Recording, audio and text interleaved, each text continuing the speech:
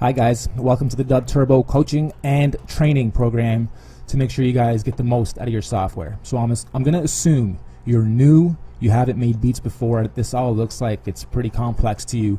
We're going to break it down for you in a bunch of smaller videos. You more intermediate and advanced guys, just try to scoop along and follow what you need to pick up so you understand where the basics are. It works like most other DAWs, but for those that haven't used one before, I'd like to just go over this quickly in this first video to show you the most important aspects of this. Up here is pretty self-explanatory. It's your BPM. Right now it's at 120, and if you turn our metronome on, which is right here, you'll get a tick. If I press play right now, you'll hear a tick at 120 BPM. Okay, it's over a blank canvas, nothing's in there. That just gives you sort of a metronome to follow and bob your head to figure out how fast you want your beat. Right here are your most important tools: your arrow, your pencil, your eraser. These other buttons don't worry about for now, and these are also self-explanatory. We'll go into them in a moment.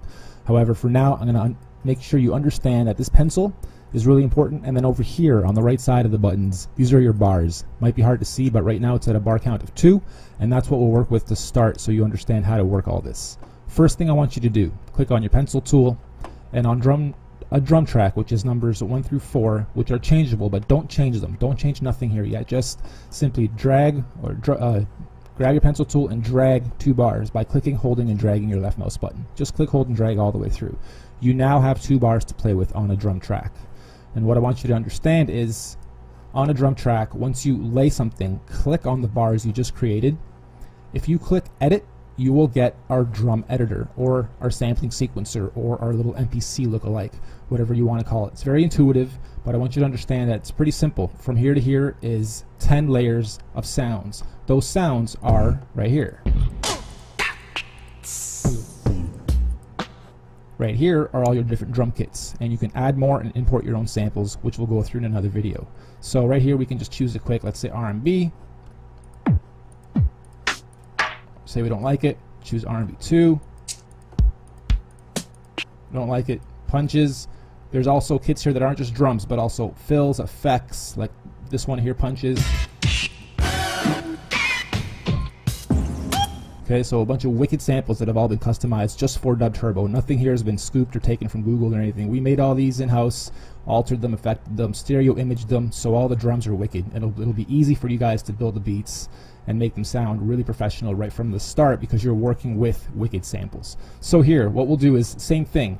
These 3 buttons or tools are the most important of this screen. You can change your tempo here too. You can turn your metronome on or off. It's universal, so if you do click it on here, or if you change the tempo here, let's say we go down to...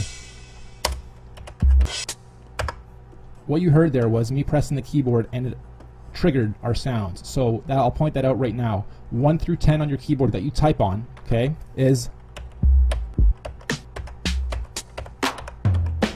So before you even lay anything down, you can kind of even turn your metronome on, let that play. 1, 2, 3, 4, just start.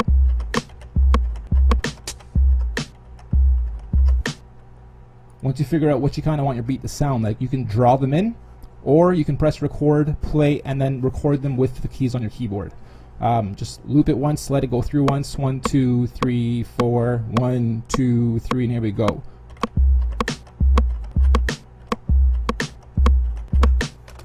Okay, stop it. If you notice anything's out of place, simply grab the arrow tool, move it over. If you don't like where something sits, it's easy to move. And if you want to erase anything, simply grab your eraser, erase. Pencil tool, draw back in. Okay, down here, say we want the hi-hats, right there's the label.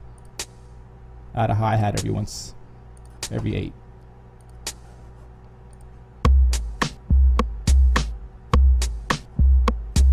Very simple.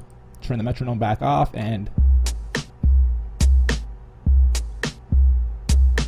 Okay, now what we'll do is change up this drum kit live. Say we want to see how this pattern sounds just with a different kit. Kind of sounds weird. Change that again. Sick. Nice and deep and dirty. Drum and bass. Okay, let's go back to Dirty South. This one sounded nice. We'll close this up. We'll do the same thing on layer 2. Okay, draw your pencil, draw in 2 bars by clicking, holding, and dragging. Let go. Click back on your arrow tool. Click on the bars. click edit. One thing I haven't shown you yet is this P. Before you even click edit, you can click P and it'll pull up this same kit source from here in a separate panel. So let's close that, and this is what you'll get.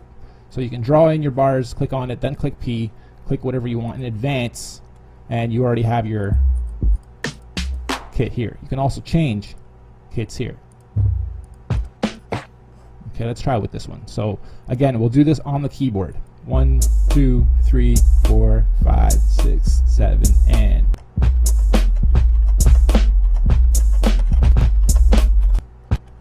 now we can click on the bars, click edit, and see what we just laid. There's what we just laid live with using the keyboard we used. If anything's out of whack, again, simply just snap them into place if you know they're off. And now we have 2 layers of drums going over each other, which is really nice in DubTurbo, and you can change the volume of each here. So these 16 layers are all these 16 layers. Important to understand.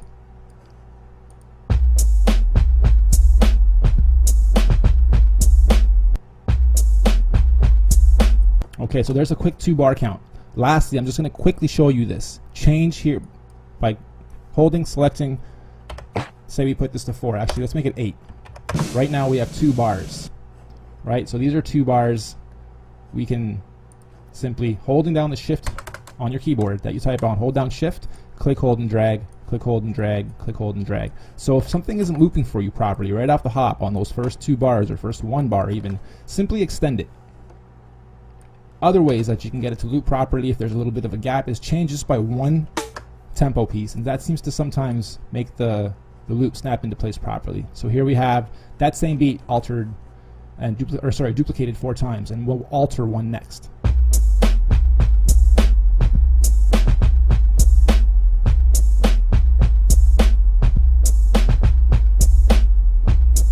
Alright, so now I could be doing a little hip-hop freestyle over this, be prepping some ideas in my head for what to use for the keyboard. Okay, so now what we'll do is, let's grab one of these guys on layer 1, click edit, and here we can now erase some of this stuff, and I'm only affecting the 2 bars I selected, not affecting everything. So here we can, on the last,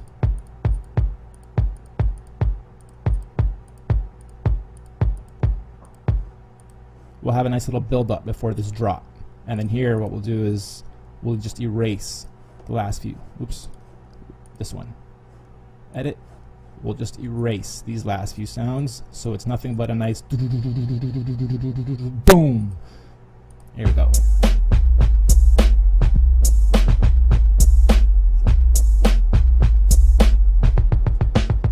Yeah, I've always been charismatic and tall, jaded, dramatic and bald. Double this manage them all, so I'll choose proof. Rather spit balls about how I'm gathering arsenal, and after your call expose, I'll drive through on cruise. So there it is, nice and simple beat building. We'll go into the next video, which will talk about the keyboards. Peace.